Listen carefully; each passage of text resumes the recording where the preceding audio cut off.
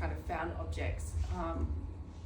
We had that prep conversation, and you said it's really about the conversation more than it is about the product itself. And I was wondering if you could expand on that for us. Why is that important, and how does that change the conversation with your clients, particularly your architectural clients, but also their customers too? Great question. I think it's always been about the conversation. Way back in 2010, and for that 15 formative years when I was working with bottled glass, I can only make so many. I'm one human being and can make as many as I can make. And so selling those to customers, they're going to take them home, and they're only one home that's going to drink out of those glasses. But what they do is they have dinner parties, and then they invite more people around, and then you're all drinking out of the glasses, and then over that dinner you're having these conversations about, what am I drinking out of?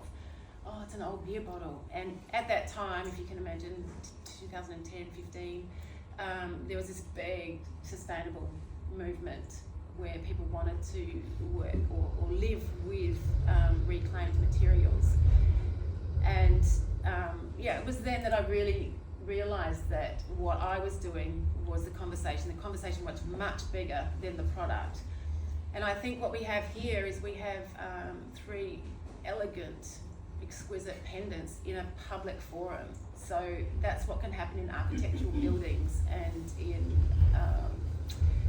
commercial buildings, where you have very considered artworks, functional artworks, or pieces which invite inquiry and then thought processes, and then we start to move or create a movement from that.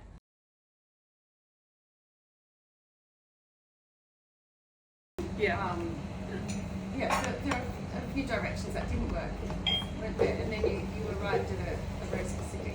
Yeah, I was very naive. I came to Ruth with some ideas, but with Ruth's experience with glass, we quickly landed on, and Ruth being mainly a glass blower, she guided me towards this process, which Ruth can go into more detail about. So I think Sarah is very courageous going into uncharted territory, which is why I love these kind of projects where Sarah comes to me and goes, I've got this idea, it's Melbourne Design Week, and I want to do Marion, and it's going to gel with the architecture and the interior design, and I'm going to start here.